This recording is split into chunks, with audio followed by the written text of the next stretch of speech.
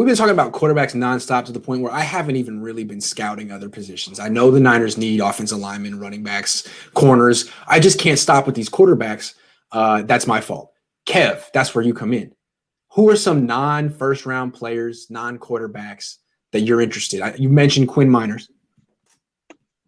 Yeah. Well, why am I spacing on his name right now? Help me out. It's the Oklahoma State running back who had 2,000 yards rushing in 2019. He's Canadian. Get him. Oklahoma State running back? Chuba Hubbard. Chuba Hubbard. So this is a guy where I know That's our a good running name. back. Yeah, it is. Our running backs coach is looking at this guy. He's probably talking to him on Zoom right now all the time. This is a guy who rushed for over 2,000 yards in 2019 for Oklahoma State. He's a sprinter from Canada.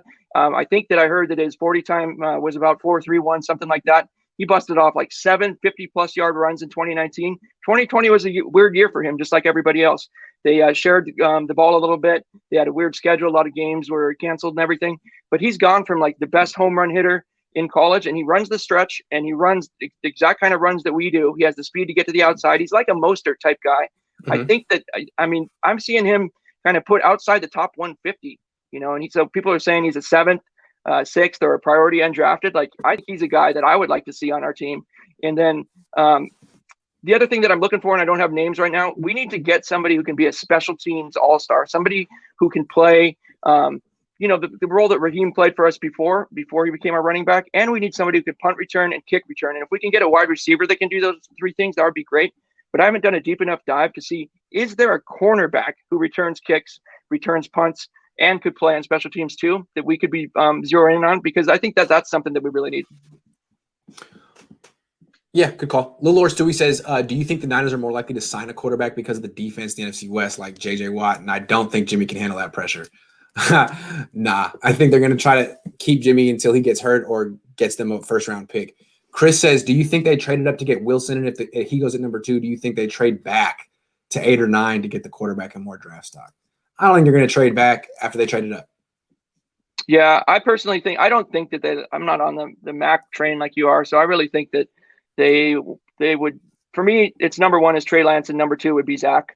I think they take either of those 2 guys. Personally, I think if Mac Jones is left there, I think they would trade back, and I think that they would go get themselves a J.C. Horn and then take, whatever kind of guy that Kyle likes and Kyle's second quarterback. But that's just me. So, I don't think in my article that I published this week, I made the analogy of like, I don't think that you push the boat out that far and then you say, oh, we take any one of these 3 guys. I think you make a move like that with a guy in mind that you have targeted, that you really hope is going to be there. Obviously, you make backup plans. But I think they've got one guy that they're zeroing on. That's why I actually do think that the Niners spoke to Saleh or think they know.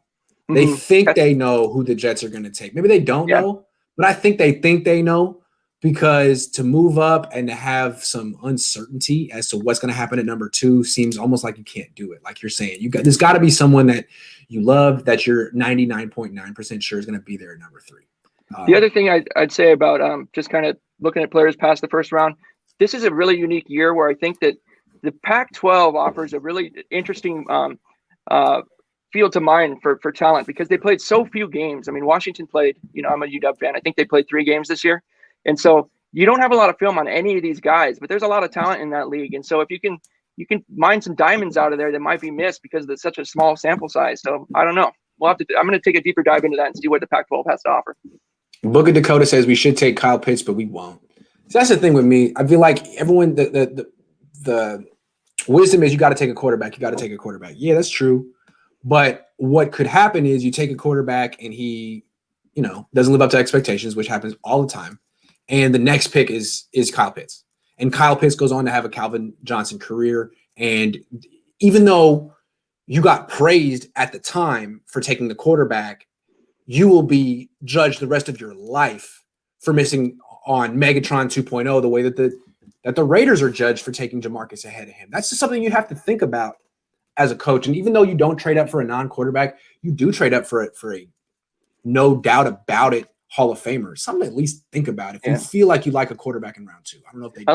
I like the stat from Dave Stott over in the comments here. Stats of the day: PFF grade, throws past the first read since 2019.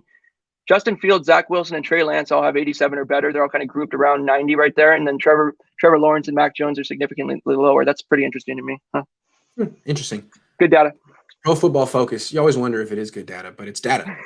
The Logical Truth said, I'm glad the Niners rolled the dice to move up in the draft than to stay complacent with overrated Jimmy garbage to limited and injury prone. Those are pesos. That's like $2. Yeah, I mean, they had to end up drafting a quarter. Yeah, they had to get a quarterback at some point in this draft. So at least they're being, at least they're letting us know they're not going to man. Jimmy I don't garbage. like that. That's yeah, come on, that's pejorative. not fair. Pejorative. We're much nicer on this show. Yeah. Jimmy's a nice guy. We're going to help him take his bags to San Jose International and just make sure he gets on the plane. Okay.